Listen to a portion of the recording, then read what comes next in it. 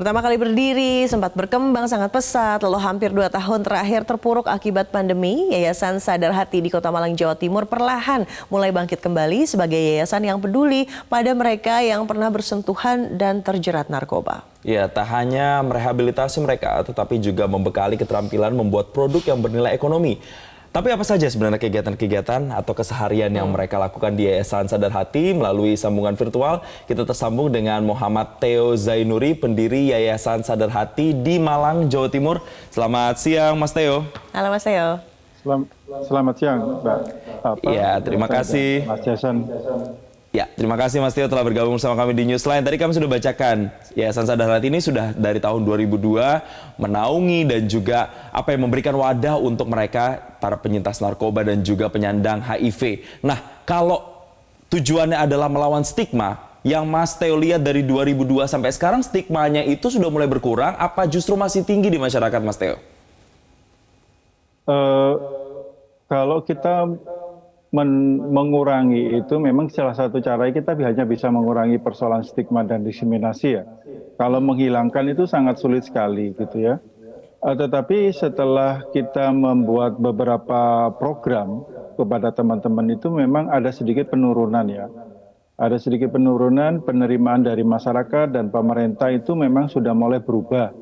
Setelah kami menjalankan program secara intens ya, baik itu dari program pendampingan, penjangkauan, terus memberikan konseling, gitu ya, rehabilitasi, dan sampai ke pemberdayaan mereka di dalam produksi kacamata kayu jam tangan ya di Sahawut. Nah itu mulai nampak perubahan sekali di sisi keluarga, di sisi masyarakat dan di sisi pemerintah. Terus terang aja dulu, sewaktu kami belum mempunyai program karya seperti Sahawut, gitu ya, pemerintah itu terkait dengan isu AIDS itu kurang begitu memperhatikan.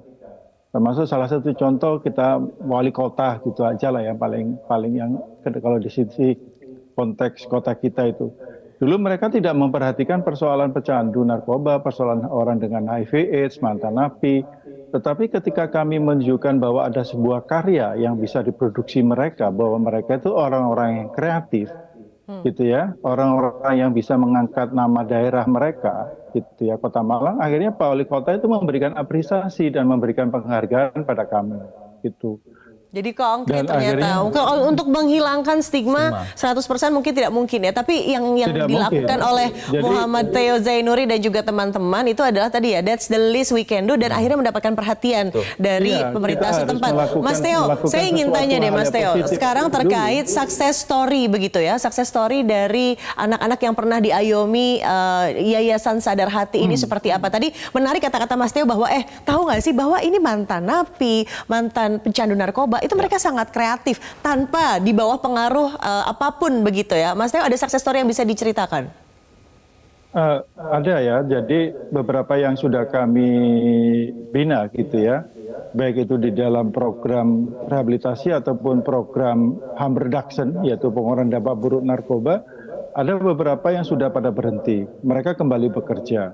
Terus yang terlibat di dalam produksi Sahawut, mereka sudah mempunyai juga bidang usaha sendiri. Kami jadi tidak mengikat apakah mereka harus ikut terus di Sahawut atau mereka mau berkarya sendiri, silakan. Kita memberikan pilihan, tapi kita memberikan salah satu pendidikan kepada mereka, gitu ya, baik itu pendidikan dalam hal membuat produk kacamata, jam tangan dan yang lainnya. Tapi kita juga membuat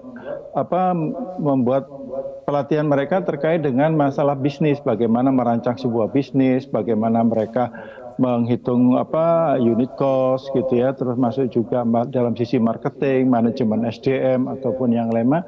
Kita juga selalu membekali mereka terkait dengan itu. Jadi ketika mereka sudah punya skill, terus mereka itu mau berdiri sendiri, ya silakan. Dan ini memang sudah ada beberapa dan sudah ada beberapa orang yang sudah mempunyai unit usaha sendiri.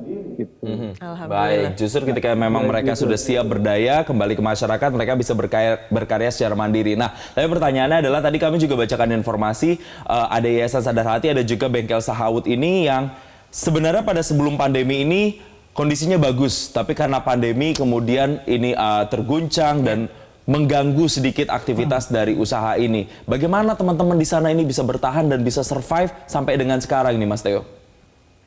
Iya, memang sih waktu sebelum pandemi itu kan produk kami kan sudah ekspor ya ke Inggris, Australia dan Hawaii gitu ya. Wow. Dan setelah pandemi itu kan akhirnya kami tidak produksi sama sekali. Akhirnya saya memutuskan, yaudah kita berhenti aja produksi gitu ya. Karena memang kita lihat dari konteks fashion, karena kacamata itu adalah produk fashion, orang mau beli kacamata buat apa gitu ya. Akhirnya kita hentikan. Nah mereka bertahan ya karena memang kami ada beberapa yang mereka akhirnya kembali lagi relapse pakai narkoba dan ketangkep gitu ya. Ada juga yang seperti itu. Ada juga yang memang sudah cukup kuat loyalitasnya dan militansinya kepada Sadar Hati, ya mereka bertahan dan kita berikan aktivitas-aktivitas yang lain gitu ya. Itu salah satunya juga kalau mereka memang berkarya dan kita bisa support bantu peralatan, ya kita support bantu peralatan walaupun itu dikerjakan di rumah mereka gitu ya. Baik, Mas Theo, harapan dan juga target terdekat dari Yayasan Sadar Hati dengan segala terpaan pandemi COVID-19 sekarang sudah mulai bangkit kembali, atau mungkin apa yang bisa sama-sama kita lakukan untuk Yayasan Sadar Hati? Ya, saya rasa pertama kalau dari sisi konteks program Sadar Hati, kita harapannya itu memperbesar cakupan banyak sekali orang yang dari kelompok marginal itu bisa mendapatkan akses bekerja ya, akses pekerjaan dan akhirnya mendapatkan akses peningkatan ekonomi pada mereka dengan adanya banyak sekali pesanan atau penjualan di Sahawut gitu ya.